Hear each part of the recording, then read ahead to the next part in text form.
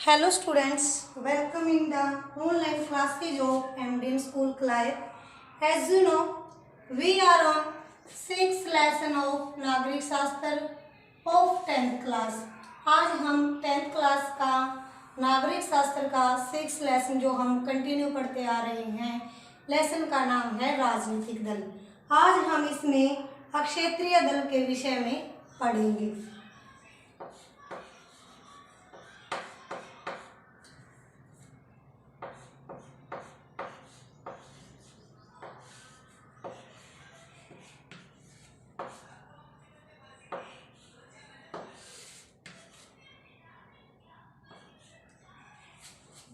अक्षेत्रीय दल क्या होते हैं? अक्षेत्रीय दल किसे कहते हैं?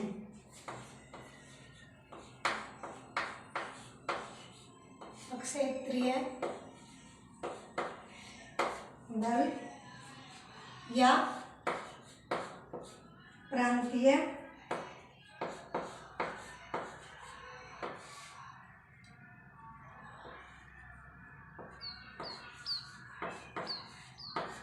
दल वे दल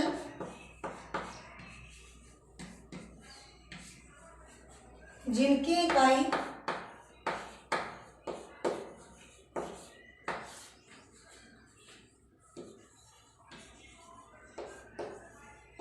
जिनकी इकाइयां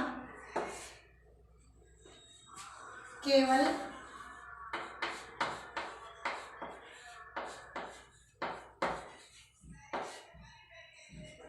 एक ही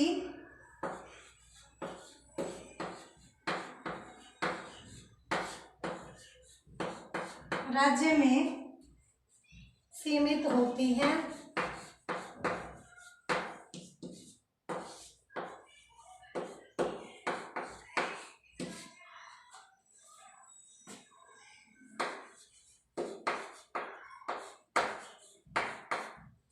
ये दल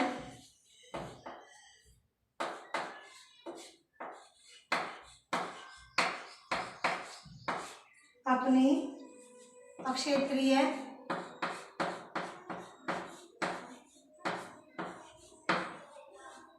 पहचान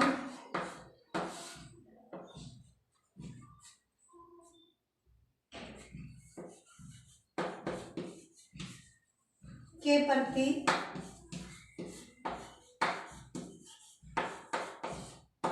सचेत होते हैं।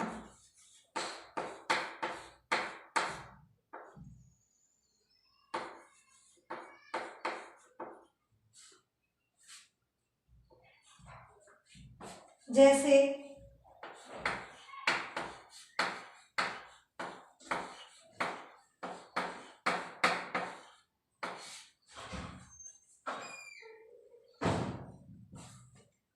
पंजाब में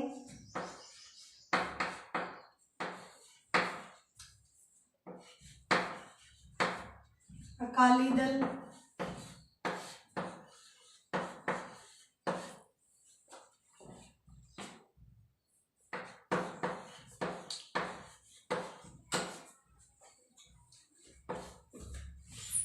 जम्मू और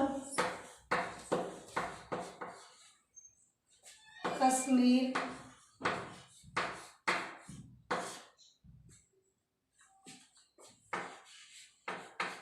में नेशनल कॉन्फ्रेंस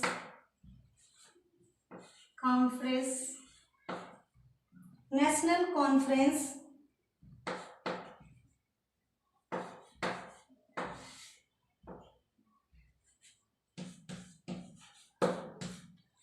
तथा हरियाणा में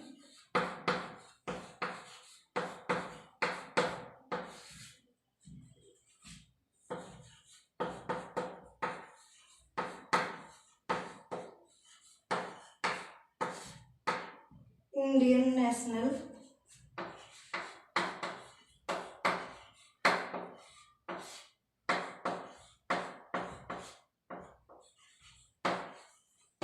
लोक दल।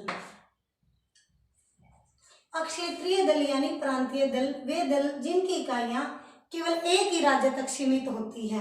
मतलब जो क्षेत्रीय दल है, जो पार्टियां हैं, वो क्या है, जिनकी इकाइयां केवल एक ही राज्य तक सीमित रहती है, मतलब उन पार्टियों की। और ये दल अपनी क्षेत्रीय पहचान के प्रति सचेत होते हैं, मतलब जिनकी जो राज्य तक की सीमित होती हैं जिनकी इकाइयां, और वो क्या अपनी पहचान के प्रति सचेत होते हैं। जैसे पंजाब में अकाली दल, और जम्मू और कश्मीर में नेशनल कॉन्फ्रेंस, तथा हरियाणा में कौन से, इंडियन नेशनल लोक दल पार्टी है, क्योंकि ये एक ही राज्य तक सीमित है और ये अपनी क्षेत्रीय पहचान के प्रति क्या है, सचेत होते हैं। और इन 7 पार्टियों के अलावा अन्य सभी प्रमुख दलों का निर्वाचन आयोग ने राज्य दल के रूप में मान्यता दी है। जो मतलब जो राष्ट्रीय पार्टियां हैं उनको राज्य के रूप में भी क्या है, राज्य पार्टियों के रूप में भी निर्वाचन आयोग ने मान्यता दी है। आमतौर पर इन्हें क्षेत्रीय दल कहा जाता है। मतलब जो राज्य के तौर पर जो पार्टियां हैं उनको क्या, क्षेत्रीय दल कहा जाता है। पर यह जरूरी नहीं है कि अपनी विचारधारा या नजरिए में ये पार्टियां क्षेत्रीय ही हो, मतलब क्षेत्र तक ही सीमित हो। इनमें से कुछ अखिल भारतीय दल हैं, पर उन्हें कुछ क्षेत्रों में ही सफलता मिल पाई है। समाजवादी पार्टी और राष्ट्रीय जनता दल का राष्ट्रीय स्तर पर राजनीतिक संगठन है। मतलब कहने का अर्थ, जो समाजवादी पार्टी है और राष्ट्रीय जनता दल का क्या है, राष्ट्रीय स्तर पर जो राजनीतिक क्या है, पॉलिटिशियन संगठन है। और इनकी कई राज्यों में इकाइयां भी हैं, जैसे बीजू जनता दल, सिक्किम लोकतांत्रिक मोर्चा, मिजो नेशनल फ्रंट और तेलंगाना राष्ट्र समिति जैसी पार्टियां अपनी क्षेत्रीय पहचान को लेकर क्या है, सचेत हैं। मतलब क्या है, जो अपने क्षेत्र के अनुसार क्या है, जो पार्टियों का, जिन पार्टियों का बहुमत है और वो अपने क्षेत्र के पहचान के प्रति क्या है, सचेत हैं। मतलब उनके क्षेत्र के अंदर पहचान है। और पिछले 3 दशकों में क्षेत्रीय दलों की संख्या और ताकत में वृद्धि हुई है। मतलब कहने का अर्थ है, जो क्षेत्रीय दलों की जो संख्या है, जो मतलब जनता का समर्थन, जो मतलब जो जिन क्षेत्रीय दलों ने, जो पार्टियों ने जो जनता का समर्थन पाया है, और उनके अनुसार जो क्षेत्रीय दल हैं, जो मतलब जो क्षेत्र के आधार पर जो पार्टियां हैं, उनकी संख्या और ताकत में भी वृद्धि हुई है। इससे भारतीय संसद विविधताओं से और भी ज्यादा संपन्न हुई है। भारतीय संसद के अंदर जो विविधताएं हैं और भी ज्यादा संपन्न हुई है। 2014 तक किसी एक राष्ट्रीय दल का लोकसभा में बहुमत नहीं रहा। मतलब कहने का अर्थ, जो 2014 के अंदर जो लोकसभा के चुनाव हुए थे, उसमें एक राष्ट्रीय दल का लोकसभा में बहुमत नहीं रहा। परिणाम स्वरूप राष्ट्रीय दल क्षेत्रीय दलों के साथ, मतलब जो क्षेत्र के आधार पर जो पार्टियां हैं उनके साथ गठबंधन करने को मजबूर हुए। और 1996 के बाद से लगभग प्रत्येक क्षेत्रीय दल को एक या दूसरी राष्ट्रीय स्तर की गठबंधन सरकार का हिस्सा बनने का अवसर मिला। इससे हमारे देश में संघवाद और लोकतंत्र मजबूत हुए। कहने का अर्थ है, जो क्षेत्रीय दल को एक या दूसरी राष्ट्रीय स्तर पर जो गठबंधन सरकार का, मतलब गठबंधन सरकार का हिस्सा बनने का अवसर मिला, किसको, क्षेत्रीय दल को। और इससे हमारे देश में संघवाद और लोकतंत्र मजबूत हुए। इन दलों के ब्यौरों के लिए अगले पृष्ठ का पर पढ़ेंगे। अब हमारे ये तो था जो क्षेत्रीय दल है, प्रांतीय दल है, उसके बारे में हमने पढ़ा। और अब हम क्या, जो क्षेत्रीय दलों के लिए चुनौतियां हैं, जो राजनीतिक दलों के लिए, जो राजनीतिक दल है, जो पार्टियां हैं, उनके लिए चुनौतियां।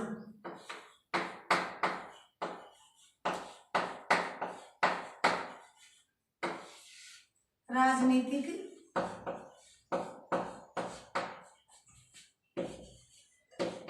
दलों के लिए चुनौतियां।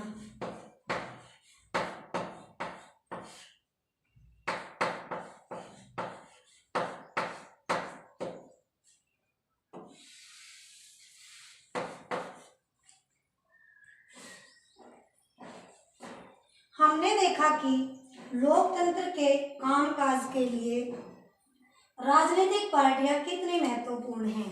मतलब कहने का अर्थ है लोकतंत्र के अंदर जो कामकाज के लिए जो राजनीतिक पार्टियां यानी दल हैं वो कितने महत्वपूर्ण हैं, क्योंकि दल ही लोकतंत्र का सबसे ज्यादा प्रकट रूप है। मतलब कहने का अर्थ है जो पार्टियां हैं वो ही क्या है, लोकतंत्र का क्या है, सबसे ज्यादा प्रकट रूप है। और इसलिए स्वाभाविक है कि लोकतंत्र के कामकाज की गड़बड़ियों के लिए लोग राजनीतिक दलों को ही दोषी ठहराएं। मतलब कहने का अर्थ है जो लोकतंत्र के अंदर जो कामकाज है उसके अंदर जो गड़बड़ियां होती हैं उनको क्या है, गड़बड़ियों के कारण क्या है, लोग किसको, जो राजनीतिक दल हैं, पार्टी हैं, उनको ही दोषी ठहराएं।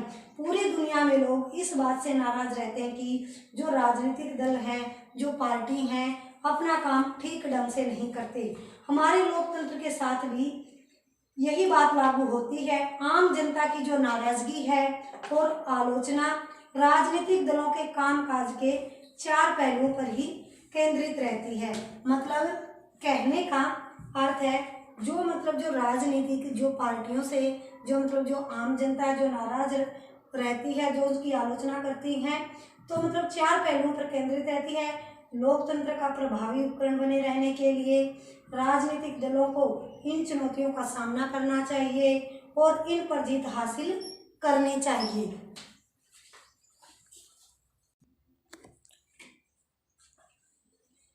सबसे पहले क्या है, आंतरिक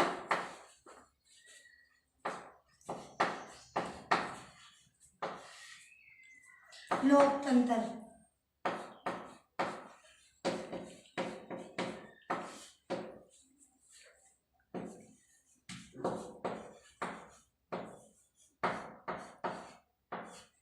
जो राजनीतिक दलों के लिए जो चुनौतियां, सबसे पहले क्या है, आंतरिक लोकतंत्र का अभाव। जो आधुनिक लोकतंत्र में राजनीतिक दलों की सारी ताकत एक या कुछ एक नेताओं के हाथों में सिमट जाती है। मतलब कहने का अर्थ जो आधुनिक लोकतंत्र के अंदर जो राजनीतिक दलों की जो सारी ताकत है कुछ एक नेताओं के हाथों में सिमट जाती है। मतलब कुछ एक नेताओं के हाथों में रहती है और पार्टियों के पास नए सदस्यों की खुली सूची होती, जो पार्टियों के पास जो सदस्य होते हैं, जो उनके समर्थक होते हैं, उनकी खुली सूची नहीं होती। और न ही नियमित रूप से जो संगठनिक जो बैठक है जो पार्टियों में न तो नियमित रूप से बैठक होती और न ही आंतरिक चुनाव होते। सबसे पहले क्या चुनौती, जो आंतरिक लोकतंत्र का अभाव।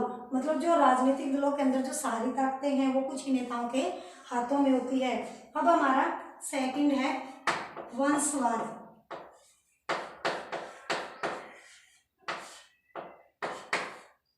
राजनीति में पहले से स्थापित नेता आम कार्यकर्ताओं को उभरने नहीं देते। मतलब कहने का अर्थ है राजनीति के अंदर यानी पॉलिटिशियन के अंदर जो नेता हैं वो जो आम कार्यकर्ता हैं उनको वो उभरने नहीं देते, मतलब आगे नहीं आने देते और वे अपने वंश परिवार के लोगों को ही आगे बढ़ाते। जो नेता हैं वो अपने परिवार या अपने वंश को ही आगे बढ़ाते हैं और अनेक दलों में शीर्ष पद पर हमेशा एक ही परिवार के लोग आते हैं। जो दल का जो मुख्य पद होता है उस पर क्या है, एक ही परिवार के लोग आते हैं और यह दल के अन्य सदस्यों के खिलाफ क्या है, अन्याय है। जो आगे जो कार्यकर्ता हैं जो पार्टी के लिए इतनी मेहनत कर रहे हैं उनको आगे आने नहीं देते। उनको कार्यकर्ताओं को उभरने नहीं देते। उनको पार्टी के अंदर क्या है, कोई भी जो नेता है उनको आगे नहीं आने देते समर्थकों को। ये वंशवाद है। अपने परिवार के या अपने वंश के लोगों को ही आगे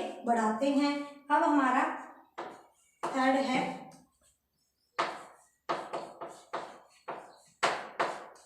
पैसा और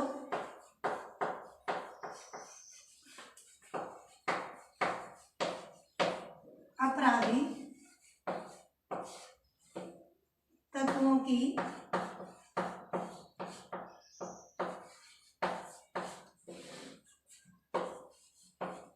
घुसपैठ। कहने का अर्थ है जो राजनीतिक दल हैं, जो पार्टियां हैं, चुनाव जीतने के लिए ऐसे उम्मीदवार उतारते हैं जिनके पास बहुत सारा पैसा होता है। कहने का अर्थ जो राजनीतिक पार्टियां हैं वो चुनाव के लिए ऐसे उम्मीदवारों को टिकट देते हैं जिनके पास ज़्यादा पैसा है, जो अमीर हैं और या वे चुनाव के लिए धन जुटा सकते हैं। मतलब चुनाव लड़ने के लिए धन इकट्ठा कर सकते हैं। कई बार पार्टियां चुनाव जीतने के लिए जो अपराधी हैं उनका भी समर्थन या उनसे मदद लेती है।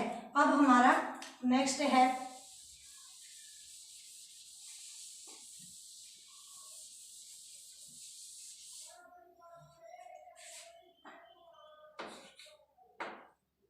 विकल्पहीनता।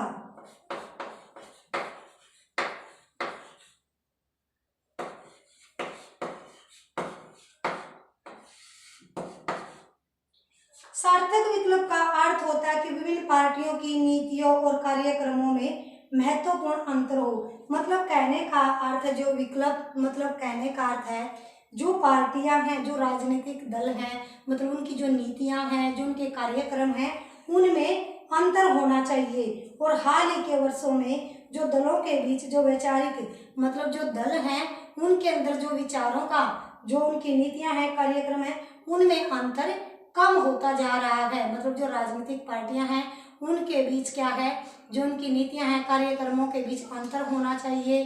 और मतलब अब क्या है, हाल ही में देखने को मिल रहा है कि जो पार्टियां हैं उनके बीच जो वैचारिक है, उनके विचारों का अंतर कम होता जा रहा है। और अब हमने ये तो क्या था, जो हमारी राजनीतिक दलों की चुनौतियां हैं उसके विषय में पढ़ा। अब आगे हम पढ़ेंगे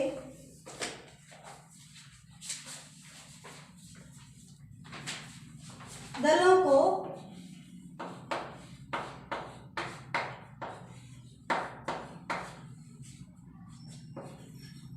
कैसे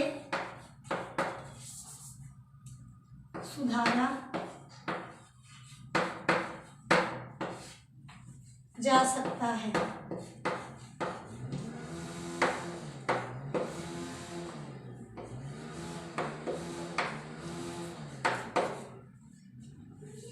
इन चुनौतियों का सामना करने के लिए जरूरी है कि राजनीतिक दलों में सुधार हो। इन दलों का सामना करने के लिए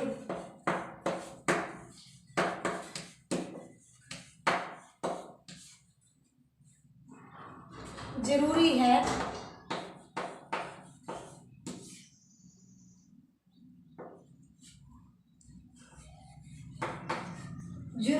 कि राजनीतिक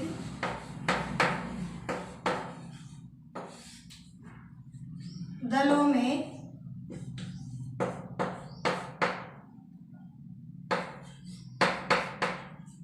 सुधार हो।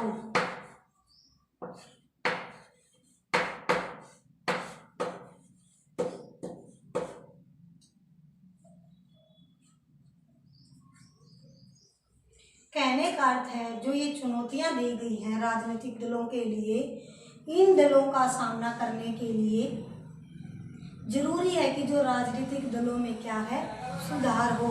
मतलब कहने का अर्थ है जो इन दलों का सामना करने के लिए जो जरूरी है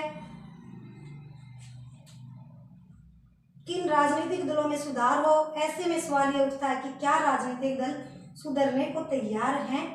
अगर वे तैयार नहीं हैं तो क्या उन्हें सुधरने को मजबूर किया जा सकता है? इन चुनौतियों का सामना करने के लिए जरूरी है कि जो राजनीतिक दल हैं उनके अंदर सुधार हो। यह सवाल उठता है कि क्या राजनीतिक दल सुधरने को तैयार हैं? अगर वे तैयार नहीं है तो क्या उन्हें सुधरने को मजबूर किया जा सकता है? मतलब जो राजनीतिक दल हैं उनको सुधरने के लिए मजबूर किया जा सकता है। दुनिया भर के नागरिक इन सवालों को लेकर परेशान हैं। ये ऐसे सवाल हैं जिनका जवाब आसान नहीं है। लोकतांत्रिक व्यवस्था में आखिरी फैसला राजनेता ही करते हैं। जो नेता हैं वो ही क्या है, लोकतांत्रिक व्यवस्था में आखिरी फैसला करते हैं। वे विभिन्न राजनीतिक दलों का जो पार्टियां हैं उनका प्रतिनिधित्व करते हैं और लोग उनको बदल सकते हैं। जो मतलब जो दल हैं जो उनका प्रतिनिधित्व करते हैं, जो अपना प्रतिनिधि चुनते हैं, लोग उनको बदल भी सकते हैं पर उनकी जगह फिर नए नेता ही लेते हैं। मतलब जो पुराने जो प्रतिनिधि हैं जो जनता द्वारा चुने जाते हैं लोग उनके क्या अगले चुनाव में उनको बदल सकते हैं, फिर उनकी जगह क्या है दूसरे नेता उनकी जगह ले लेते हैं। अगर वे सभी सुधरना नहीं चाहते तो कोई उनको सुधारने के लिए कैसे मजबूर कर सकता है। आइए अपने देश में जो राजनीतिक दल हैं और इसके नेताओं को सुधारने के लिए हाल में जो प्रयास किए गए हैं या जो सुझाव दिए गए हैं उन पर गौर करें। विधायकों और सांसदों को दल बदल करने से मतलब ये पार्टियां बदलते रहते हैं, उनको रोकने के लिए संविधान में संशोधन किया जाए और निर्वाचित प्रतिनिधियों के मंत्री पद या पैसे के लोभ में जो दल बदल जो पार्टियां बदलते हैं उनको करने से रोकना चाहिए। और कानून के अनुसार अपना दल बदलने वाले सांसद या विधायक को अपनी सीट भी गंवानी होगी। मतलब दल बदलेगा तो पार्टी बदलेगा, कोई बात नहीं होती, मतलब अपनी मर्जी से धन के लोभ में या किसी पद के लोभ में पार्टी बदलेगा तो क्या है तो वो अपनी सीट भी गंवा सकता है। इस पर नए कानून से दल बदल में कमी आई है, पर इससे पार्टी में विरोध का कोई सवाल उठना और भी मुश्किल हो गया है। पार्टी नेतृत्व जो कोई फैसला करता है सांसद और विधायक उसे मानना ही होता है। उच्चतम न्यायालय ने पैसे और अपराधियों का प्रभाव कम करने के लिए एक आदेश जारी किया है। इस आदेश के द्वारा चुनाव लड़ने वाले जो उम्मीदवार हैं उनकी अपनी संपत्ति का और अपने खिलाफ चल रहे जो आपराधिक मामलों का ब्यौरा एक शपथ पत्र के माध्यम से देना जितनी अनिवार्य। जो राजनीतिक दल पार्टी में जो उम्मीदवार है उसको अपनी संपत्ति और जो कोई अपराधी मामला चल रहा है उसके बारे में क्या एक शपथ पत्र के माध्यम से देना जरूरी है। इस नई व्यवस्था के लोगों को अपने उम्मीदवारों के बारे में जो पक्की सूचनाएं उपलब्ध होने लगी हैं, पर उम्मीदवारों द्वारा दी गई सूचनाएं सही है या नहीं ये जांच करने की व्यवस्था नहीं है। जो वो लिखित रूप में देते हैं तो वो सही है या नहीं, इसकी कोई व्यवस्था नहीं है। अभी तक हमें यह बात भरोसे से नहीं कह सकते कि इस व्यवस्था में बन जाने के बाद जो राजनीति अमीरों और अपराधियों के प्रभाव घटे हैं या नहीं। आज हमारा जो लेसन है वो कंप्लीट हो चुका है और जो मैंने आपको ये टॉपिक पढ़ाया है उस टॉपिक को आप अच्छे से लर्न करोगे और कॉपी पर राइट करोगे। Thank you students, have a nice day. घर पर रहें, सुरक्षित रहें।